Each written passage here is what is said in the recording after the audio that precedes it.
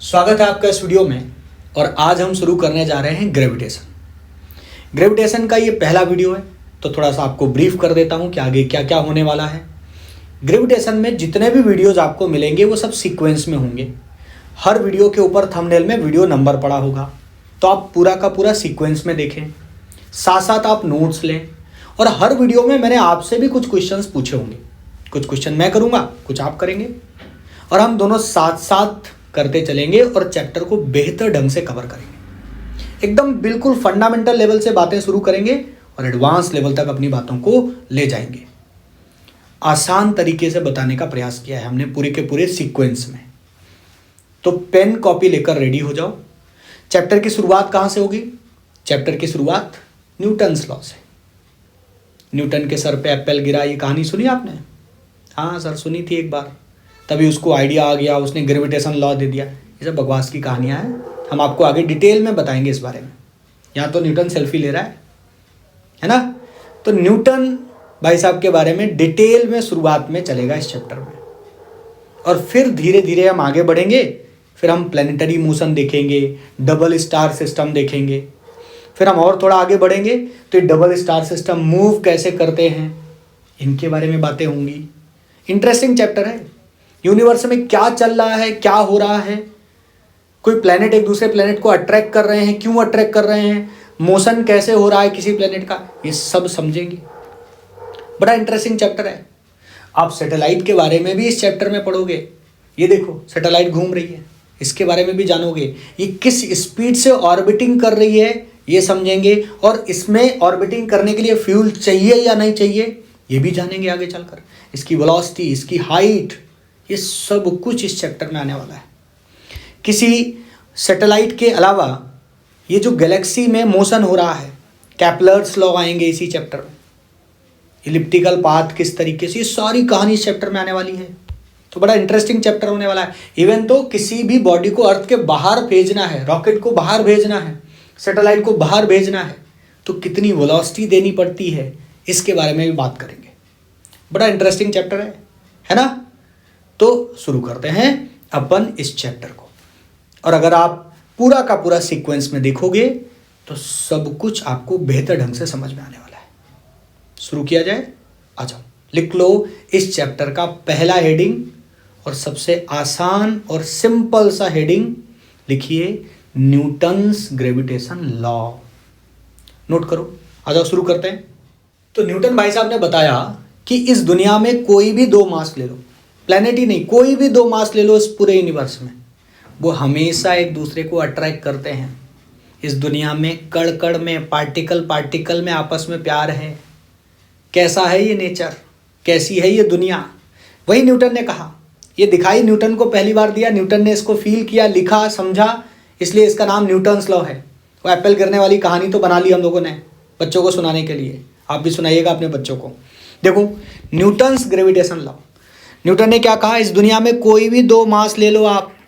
एक मास चलो मैंने ले लिया m1, और एक कोई दूसरा मैंने छोटा मास ले लिया, पॉइंट मास, छोटे साइज के, है ना, इसको हम पॉइंट मास कहते हैं। एक दूसरा मास ले लो m2, और इनको अगर आप r सेपरेशन दूर रख दो तो ये दोनों मास एक दूसरे को अट्रैक्ट करेंगे। और कितना फोर्स होगा, जो भी फोर्स होगा वो इनके मासेस पर डिपेंड करेगा। फोर्स इनके बीच के सेपरेशन पर इनवर्स स्क्वायर में डिपेंड करेगा। और अगर इन दोनों चीज़ों को मैं मिला दूं तो एक कांस्टेंट आएगा जिसको हम लिखेंगे कैपिटल जी। और क्या फार्मूला बन जाएगा भाई, Gm1m2 divide by r square. इस चैप्टर का पहला फार्मूला, शायद आपने 9th में भी ये फार्मूला सुना हो, Gm1m2 divide by r square. यहाँ देखिए, ये अर्थ है, ये मून है, इनके बीच में भी आपस में अट्रैक्शन है। कितना फोर्स लगेगा भाई, अगर आप इनका मास, इसका मास अगर आपको पता है, बीच का आर अगर आपको पता है, तो आप इसमें रख दीजिए, आपको पता लग जाएगा। अच्छा, ये जो कांस्टेंट आया ना जी, ये देखिए, इस पर थोड़ा ध्यान दीजिए। इस कांस्टेंट को हम बोलते हैं यूनिवर्सल कांस्टेंट। क्यों सर, इसको यूनिवर्सल कांस्टेंट क्यों कहते हैं? इसको यूनिवर्सल कांस्टेंट इसलिए कहा जाता है क्योंकि इसकी वैल्यू पूरे यूनिवर्स में फिक्स है। कुछ भी हो जाए, दो मास के बीच कुछ भी आ जाए, मान लो मैं तुम्हें कहूं कि ये m1 ये m2, अभी बीच में वैक्यूम है, अब ये M1 ये M2 बीच में एयर है, बीच में वाटर है, कुछ भी हो, इस कैपिटल G की वैल्यू बदलने वाली नहीं। इसलिए इस लॉ को भी हम यूनिवर्सल लॉ कहते हैं, क्योंकि ये हर जगह वैलिड है। मून पे चले जाओ तो भी काम कर रहा है, किसी और प्लेनेट पे चले गए तो भी काम कर रहा है, और ये कैपिटल G की वैल्यू भी फिक्स्ड है। इस कैपिटल G की क्या वैल्यू होती है? 6.67 इंटू 10⁻⁻11। इसका यूनिट भी तुम लिख सकते हो, देखो ये हो गया न्यूटन, ये केजी और ये क्या है? Metre square. तो यूनिट इसका क्या बन जाएगा? क्या बनेगा? Newton metre square divide by kg square. Unit भी लिख लो, क्योंकि कई बार डायमेंशन वगैरह लिखना होता है तो अपन इस यूनिट की हेल्प से डायमेंशन लिख सकते हैं। तो ये हो गया यूनिवर्सल कांस्टेंट। तो बड़ा सिंपल सा आसान सा फार्मूला था, पहला फार्मूला, लिख लो उसको। अच्छा, फोर्स क्वांटिटी कैसी है? वेक्टर क्वांटिटी है सर। तो डायरेक्शन भी होती है। कैसी डायरेक्शन होती है? हमेशा एक दूसरे को क्या करते हैं? अट्रैक्शन करते हैं। इनकी डायरेक्शन हमेशा ऐसे, एरो आप ऐसे हमेशा बना दीजिए, आप डायरेक्शन दिखा सकते हैं। यहाँ वाला मास, यहाँ वाला मास एक दूसरे को क्या कर रहे हैं? अट्रैक्ट कर रहे हैं। इसके ऊपर फोर्स किधर लग रहा है? इधर। इसके ऊपर फोर्स किधर लग रहा है? इधर। तो आप इसको डायरेक्शन वाइज भी दिखा सकते हैं। जैसे आप यूनिट वेक्टर लगाकर दिखाते हैं ना, आई कैप, जे कैप, के कैप, वैसे इसको भी दिखा सकते हैं। हम जो आपको अभी लिख कर दिए हैं ये है मैग्नीट्यूड की वैल्यू। डायरेक्शन अभी इसमें कहीं नहीं लिखी, डायरेक्शन तो मैंने एरो से बना दी। तो ये मैग्नीट्यूड का फार्मूला है, और एक दूसरे को हमेशा अट्रैक्ट ही करते हैं। तो पहला फार्मूला था, लिख लीजिए, फिर आगे बढ़ते हैं। इस फोर्स की थोड़ी और खासियत जानते हैं। पहली खासियत, फोर्स हमेशा अट्रैक्टिव होगा। ये दो मास M1 M2 और इनके बीच में जो फोर्स है वो G M1 M2/r² है, और इसका नेचर हमेशा कैसा होगा? अट्रैक्टिव होगा सर। आगे देखिए, it is independent of nature of medium between two masses. यानी इन दोनों के बीच में कुछ भी आ जाए, कोई भी मीडियम हो, तो भाई कोई भी मीडियम होगा तो G की वैल्यू तो चेंज होगी नहीं, और मासेस तो जो M1 M2 है वो रहेंगे। आर सेपरेशन अगर आप वही रखेंगे तो ये फोर्स की वैल्यू भी कभी चेंज नहीं होगी। जैसे ये 10 किलो, दो मास ले लो 10 kg के, बीच में तुम कुछ भी मीडियम ले लो, इनके बीच जो फोर्स लगेगा वो लगता रहेगा, इनके बीच जो अट्रैक्शन है वो होता रहेगा। बीच में कुछ भी मीडियम आ जाए ये उस बात पर डिपेंड नहीं करता है। लिख लीजिए इस पॉइंट को, इट इज इंडिपेंडेंट। किससे independent? Nature of medium between two masses. दोनों मासेस के बीच जो मीडियम है ये उस बात पर डिपेंड नहीं करता है। तीसरा पॉइंट देखिए जरा, gravitational forces are developed in a form of action reaction pair. इसीलिए हम इसको न्यूटन्स थर्ड लॉ ये फॉलो करता है। न्यूटन अपने ही लॉ को फॉलो कर रहे हैं, है ना? बिल्कुल फॉलो करेंगे भाई, उन्हीं का लॉ है। एक न्यूटन थर्ड लॉ क्या था याद करना? Action reaction, every action has equal reaction. देखो भाई, M1 को किधर अट्रैक्शन लगा? इधर। इसने कहा इधर आओ। M2 को किधर अट्रैक्शन लगा? इधर। दोनों को कितना लगेगा? वैल्यू तो इतनी होगी ना। यानी 1 पर जितना फोर्स लगता है और 2 पर जितना फोर्स लगता है, दोनों इक्वल एंड अपोजिट लगते हैं। मैग्नीट्यूड दोनों के सेम है, दोनों की वैल्यूज सेम है, देखो ध्यान से, और दोनों की डायरेक्शन कैसी है? अपोजिट हैं। आप इसको अगर ऐसे लिखना चाहो तो F12 वेक्टर अपोजिट है किससे? F21 vector. F21 मतलब समझते हो? 2 पर 1 की वजह से, और F12 का मतलब है 1 पर 2 की वजह से।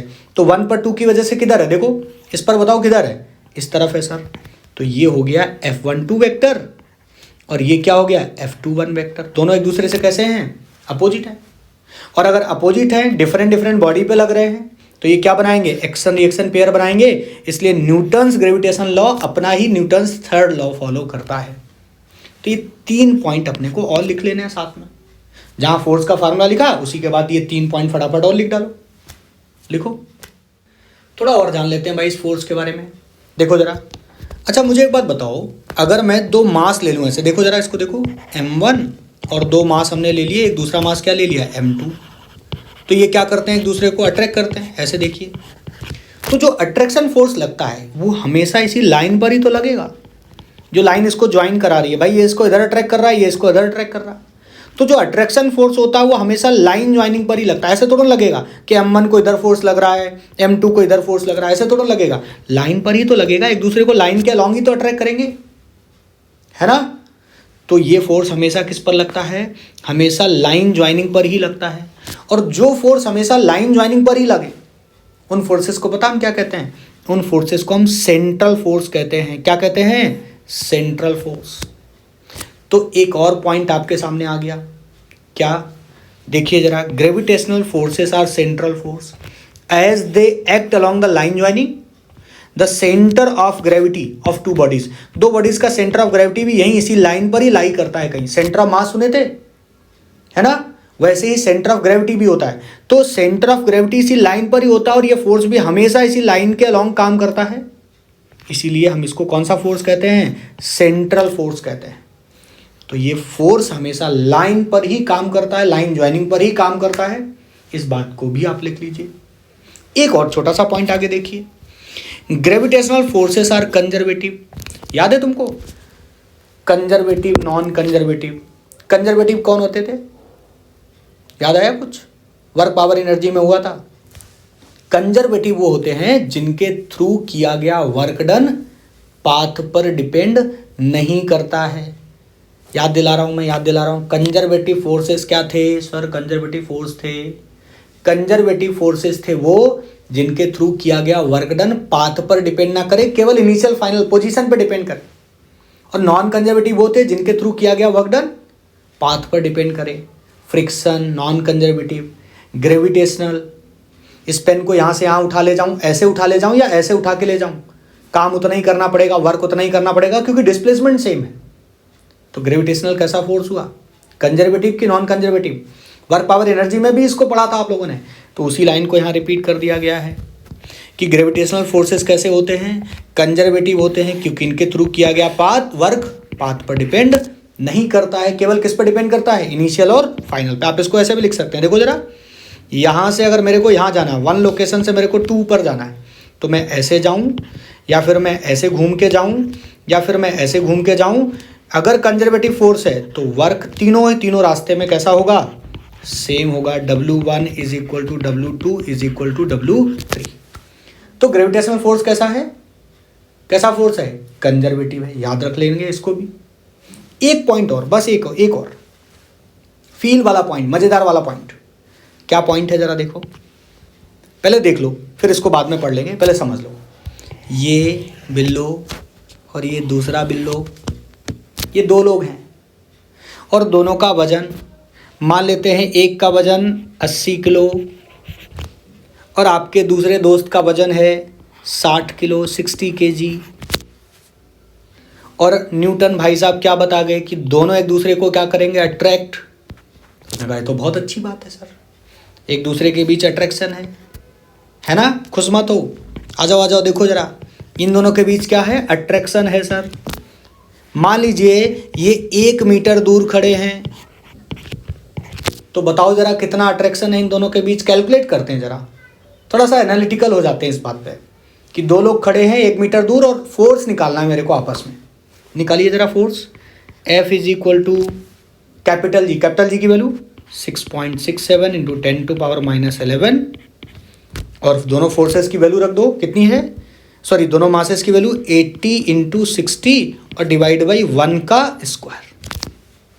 ये देखो, ये थोड़ी सी कैलकुलेशन आ गई।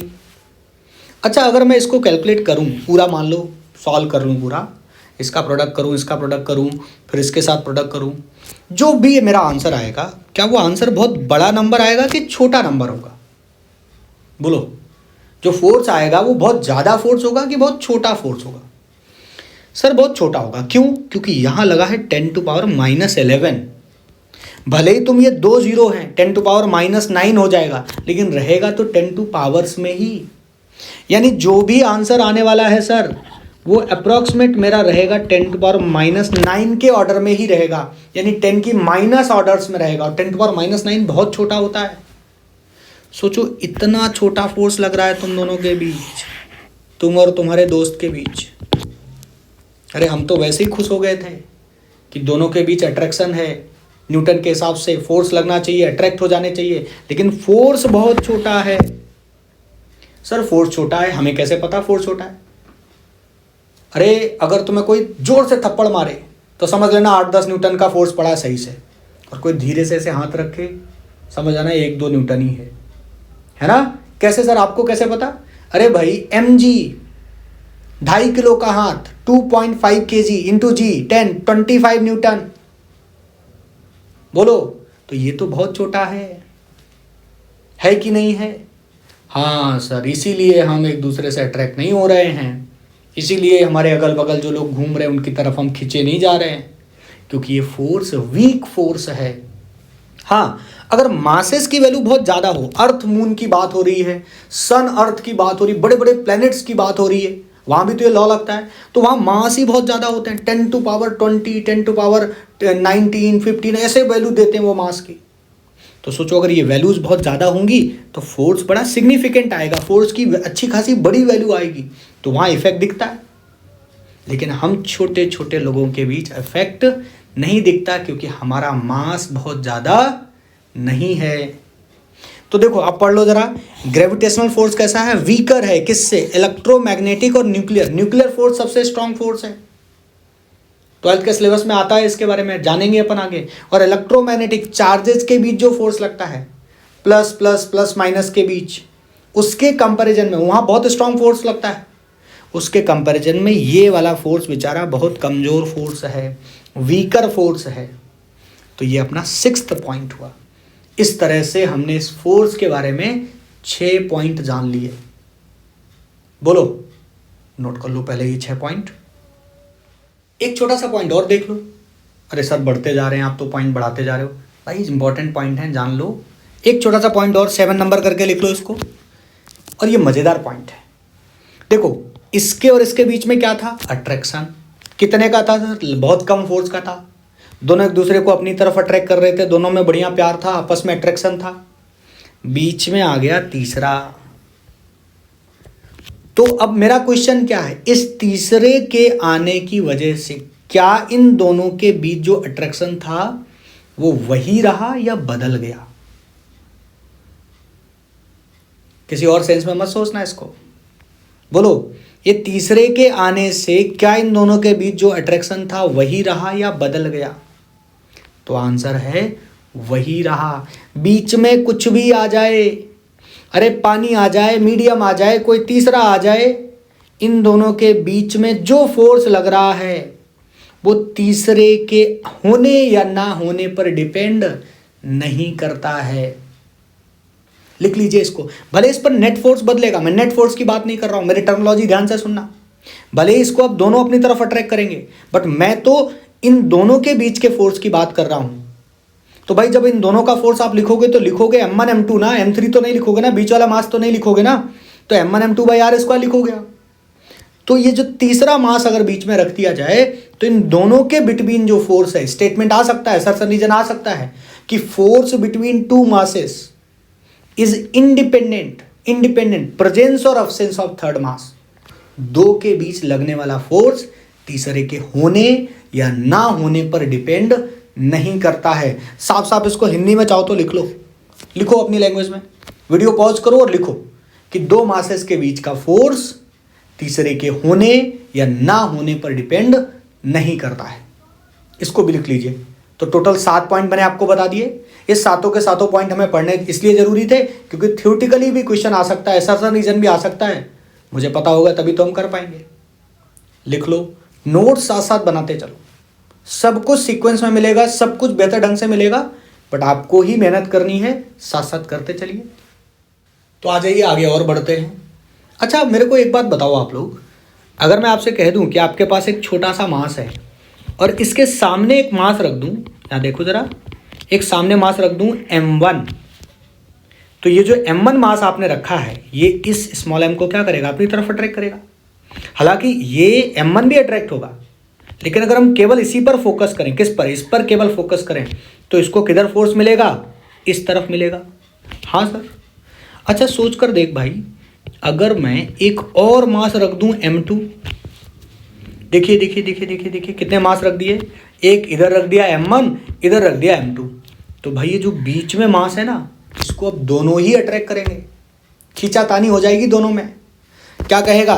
एक कहेगा मेरी तरफ आओ, इधर लो, मैं अट्रैक्शन दे रहा हूँ, ये जो m1 वाला है उसके फोर्स को बोल देता हूँ F1, दूसरा अपनी तरफ अट्रैक्ट करेगा, कहेगा मेरी तरफ आओ, ये फोर्स है F2। बोलो इसके ऊपर कितने फोर्स लगे? 2 फोर्स लगे।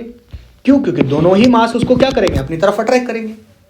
ऐसे अगर मैं कोई एक और मास रख दूं, लेट्स अज्यूम मैंने यहाँ एक और मास रख दिया M3, ये देखिए एक मास मैंने और रख दिया M3, तो M3 वाला भी क्या करेगा? वो भी अपनी तरफ अट्रैक्ट करेगा। ये लो उस फोर्स का नाम लिख दिया F3। सर जितने भी मास आप आसपास रख दो सब अट्रैक्ट करेंगे, सब उस मास पर फोर्स लगाएंगे। तो अगर मैं आपसे कहूं कि बताओ इसको नेट फोर्स कितना लग रहा है, यानी अगर क्वेश्चन कभी ये आ जाए कि आप मेरे से नेट फोर्स पूछ लो, क्या पूछ लो? नेट फोर्स किस पर? स्मॉल m पर कितना लग रहा है आप बता दो, तो कैसे करेंगे सर? क्या अप्रोच होगी मेरी? बड़ी सिंपल है। इस स्मॉल m को जितने भी फोर्स लग रहे हों सारे के सारे फोर्स जोड़ दो। अरे बड़ा सिंपल है सर, F1 F2 F3 सबको जोड़ दो और आंसर आ गया। हो गया गलत। ऐसा नहीं कि जोड़ दो, फोर्स कैसी क्वांटिटी है? वेक्टर क्वांटिटी है सर। और वेक्टर ऐसे नहीं जुड़ते कि 2 + 4 + 6, ऐसे नहीं जुड़ते। वेक्टर वेक्टर लॉ से जुड़ते हैं। याद करो, एक होता था P वेक्टर, एक होता था Q वेक्टर, और उनका रिजल्टेंट आता था बीच में R वेक्टर। याद है तुमको formula? R = √P² Q² 2PQ cos θ। Vectors में आपने पढ़ा था। तो you can not add them just like a scalar quantity because it's a vector quantity.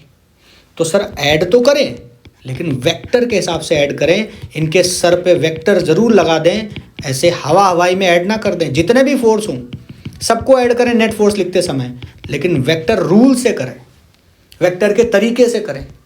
बीच में एंगल देखें कि एंगल बीच में 90 है 60 है, फार्मूला लगाएं। तो सारे फोर्स आपको जोड़ने हैं, सारे फोर्स को सुपर इंपोज करना है, लेकिन वेक्टर रूल से सुपर इंपोज करना है। सारे फोर्स को ऐड ऑन करना है, ये अप्रोच लगानी है। इसी अप्रोच पर आपको एक सवाल करा के दिखाते हैं। देखो जरा स्क्रीन पे, ये देखिए, पढ़ो पहले क्वेश्चन को पूरा पढ़ो। क्या कह रहा है क्वेश्चन? क्वेश्चन कह रहा है 3 मासेस है, each to the capital M, है ना, सबके वैल्यू कितनी है? कैपिटल M है। Are placed at 3 corner of square of side A. एक स्क्वायर है, उसके 3 कॉर्नर पे ये देखो रखे हुए, ये देखिए। आगे क्या कह रहा है? Calculate the force of attraction on unit mass. Unit mass यानी एक ऐसा मास है जिसकी वैल्यू कितनी है? 1 है, 1 kg है। प्लेस्ड एट 4th कॉर्नर, यानी इस मास पर हमें चाहिए नेट फोर्स। तो भाई साहब इस मास को ये देखो, 1 नंबर वाला अपनी तरफ खींचेगा, 2 नंबर वाला अपनी तरफ खींचेगा, 3 नंबर वाला अपनी तरफ खींचेगा, तीनों फोर्स लगाएंगे। और हमें क्या चाहिए? इस पर टोटल कितना फोर्स लग रहा है वो चाहिए। बोलो कर पाओगे क्या? कितने वेक्टर हैं, कितने फोर्स हैं? 3 फोर्स हैं, क्योंकि तीनों अपनी अपनी तरफ अट्रैक्ट कर रहे हैं और तीनों को जोड़ना है मुझे वेक्टर के हिसाब से। एक मैं करके दिखाऊंगा, अगला आपको करना पड़ेगा। आ जाओ जरा, मैं कर देता हूं इसको। पहले तो आप F1 की वैल्यू मुझे बता दो। इस केवल F1 की वैल्यू अगर सर लिखनी हो तो F1 की वैल्यू होगी G, केवल वैल्यू लिख रहा हूं मैं, G capital M small m divide by, नीचे का देखो सेपरेशन कितना है इन दोनों के बीच में? सर A है तो A² लिख दो। ऐसे अगर मैं तुमसे कहूं कि F2 की वैल्यू कितनी होगी तो G capital M small m, और बीच का सेपरेशन देखा जाता है, ये देखो बीच का सेपरेशन देखिए कितना है। अगर भाई ये साइड A है, ये साइड A है, तो ये डायगोनल देखो इसको जरा, ये कितना होगा? A√2 होगा कि नहीं होगा? राइट एंगल ट्रायंगल से। तो सर अब हम करेंगे A√2 का स्क्वायर। ये देखिए, ऐसे बता दो मेरे को F3 कितना होगा? F3 होगा G capital M small m divide by A², क्योंकि वहाँ सेपरेशन भी A है। ये मैंने फोर्सेस की वैल्यू लिखी है। बोलो, अब मैं थोड़ा सा एक फिगर बना के आपको दिखाता हूँ साइड में, इसको जरा देखिए। ये है वो स्मॉल m मास, इसकी वैल्यू 1 है। आप बाद में चाहो तो उसको 1 रख देना है स्मॉल m की जगह। इस पर एक फोर्स इधर लग रहा है, एक फोर्स इधर लग रहा है। सोचो अगर हम केवल ये वाले 2 फोर्स देखें, ये वाले केवल 2 फोर्स देखें, 3 फोर्स है ना, तो 2-2 को देखो, क्योंकि जोड़ना तो तुम्हें 2 वेक्टर को आता है, P और Q वेक्टर को। तो आप पहले इनको और इनको केवल देखें, क्योंकि दोनों ही मैग्नीट्यूड वाइज तो देखो इक्वल है ना, दोनों की वैल्यू तो सेम आ रही कि नहीं आ रही। तो सर इधर जो फोर्स लग रहा है अगर मैं उसको बोल दूं F लग रहा है, यानी इस वैल्यू को मैं क्या बोल दूं? थोड़ी देर के लिए इस वैल्यू को आप f मान लीजिए, तो सर इधर भी f लग रहा है। अब मुझे बताओ कि दो वेक्टर हैं, पहला भी f है दूसरा भी f है, तो उसका रिजल्टेंट और बीच का एंगल कितना है 90। तो सर अगर बीच का एंगल 90 है तो रिजल्टेंट इधर आएगा, और कितना होगा रिजल्टेंट बताओ जरा। सर रिजल्टेंट लिखना आता है अंडर रूट पहले वाले का स्क्वायर, याद करो p square q square 2p की cos थीटा पढ़ा था फार्मूला, f का स्क्वायर फिर f का स्क्वायर फिर 2pq cos थीटा, बीच का एंगल कितना है 90, cos थीटा में 90 वैल्यू क्या हो जाती है 0, तो ये बनेगा f square plus f square. यानी अगर मैं केवल दो फोर्स देखूं इनको तो इसका रिजल्टेंट क्या बनेगा, ये बनेगा। इसको थोड़ा और सॉल्व करके लिख दो तो ये बन गया f√2। ये देखो, बोलो, और रिजल्टेंट कहाँ आएगा, क्योंकि दोनों बराबर हैं तो इन दोनों का रिजल्टेंट बिल्कुल बीचों बीच में आएगा। मैंने केवल दो फोर्स देखे हैं, ध्यान रख देना, कहीं कंफ्यूज मत हो जाना। मैंने इस वाले और इस वाले फोर्स को केवल देखा, अभी इस पर अभी मेरा कोई ध्यान नहीं है। दो को मैंने वेक्टर के हिसाब से जोड़ा और रिजल्टेंट कहाँ आया, बीच में। बताइए, थोड़ा सा वेक्टर का बेसिक आइडिया आपको होना चाहिए। वो p square q square 2p की cos थीटा वाला फार्मूला तो याद ही होगा, है ना, तो उसी के हिसाब से हमने लिख दिया।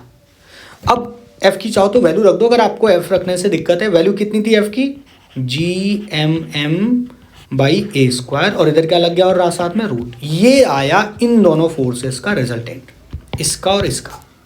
और दूसरा वाला सॉरी, ये देखो, ये वाला फोर्स, ये वाला तो बीचों बीच में ही लग रहा है। देखिए देखिए देखिए, क्या ये पहले से बीच में ही लग रहा है, और इन दोनों का रिजल्ट भी कहाँ आया, बीच में ही आया। सोचो अगर दो फोर्स ऐसे हों जो एक ही डायरेक्शन में लग रहे हो तो उनको तो जोड़ना बड़ा आसान है, उनको तो सीधा सीधा जोड़ दो आप। तो इन दोनों फोर्स का रिजल्ट आया बीच में, और बीच में इसका फोर्स ऑलरेडी बीच में ही लग रहा है, तो सीधा सीधा लिख दो सर, नेट फोर्स कितना आया, gmm/a स्क्वायर √2 प्लस, इसको सीधा क्यों जोड़ पा रहे हैं, क्योंकि इन दोनों का रिजल्टेंट आया बीच में, और बीच में भी एक पहले से ही फोर्स है तो उसको भी लिखना पड़ेगा। gmm कितना था, a√2 का स्क्वायर करोगे तो क्या बन जाएगा 2a स्क्वायर। ये बना जाके नेट फोर्स। ये देखिए, होप सो आपको समझ आया होगा। एक बार ब्रीफ कर दूं, इधर फोर्स उसका निकाला रिजल्टेंट, और रिजल्टेंट निकाल दिया। रिजल्टेंट निकालने के बाद एक ऑलरेडी और फोर्स है, तो पहले तुमने दो को इकट्ठा किया और तीसरा उसी के डायरेक्शन में आ गया, इसलिए सीधा सीधा जोड़ दिया तुमने। ये आया नेट फोर्स। यानी सर ये तो वेक्टर है, वेक्टर का अगर मेरे को बेसिक्स पता है तो मेरे लिए तो कोई बिल्कुल दिक्कत ही नहीं है। 3 वेक्टर सॉल्व करने थे, मैंने कर दिए। पहले 2 का रिजल्टेंट लिया और फिर बचे तीसरे वाले को देख लिया, तीसरा उसी के डायरेक्शन में आ गया तो सम कर दिया मैंने। टफ था, आसान था, आसान है। थोड़ा सा वेक्टर पलट लो, अगर भूल गए हो नोट कर लो इसको। एक क्वेश्चन हम आपको दे रहे हैं, कर पाओगे, करो जरा। एक क्वेश्चन अब आपके लिए, ये रहा आपकी स्क्रीन पे, इसको देखो, ट्राई करो। इसमें मैं कोई हेल्प करने वाला नहीं हूं, आपको ही पूरा का पूरा करना है। बस इतना सा बता दूं कि नेट फोर्स के बजाय अगर मैं नेट एक्सेलेरेशन लिखने को बोलूं तो, अरे सर F = होता है में, अगर मेरे को फोर्स लिखना आता है तो मैं मास से डिवाइड कर दूंगा और मेरे को क्या मिल जाएगा, एक्सेलेरेशन। जैसे कि इसमें एक्सेलेरेशन पूछा है, उस समय एक्सेलेरेशन कितना है, तो आप तो बस मेरे को सबसे पहले आप इस फोर्स निकालो। किस पे निकालना है, A पर फोर्स निकालना है, और जो फोर्स निकले उस पे मास का डिवीजन कर देना। तो आप तो मेरे को इस पर नेट फोर्स कितना लग रहा है वो बता दो। इसको देखो, B वाला अपनी तरफ अट्रैक्ट कर रहा होगा, C वाला अपनी तरफ अट्रैक्ट कर रहा होगा। अरे दो ही है इसमें, तो देखो ये अट्रैक्ट कर रहे हैं दोनों का रिजल्टेंट लिख देना। बीच का एंगल कितना होता है इक्विलेटरल ट्रायंगल में, बीच का एंगल होता है 60 डिग्री। बस बहुत हिंट दे दी मैंने, अब आप कर लो, करो और कमेंट बॉक्स में जवाब दो। भागना नहीं, करके जाना इसको, बताना कौन सा ऑप्शन इसमें से करेक्ट आपका मैच कर रहा है। ठीक है, मिलते हैं आगे, तब तक के लिए धन्यवाद।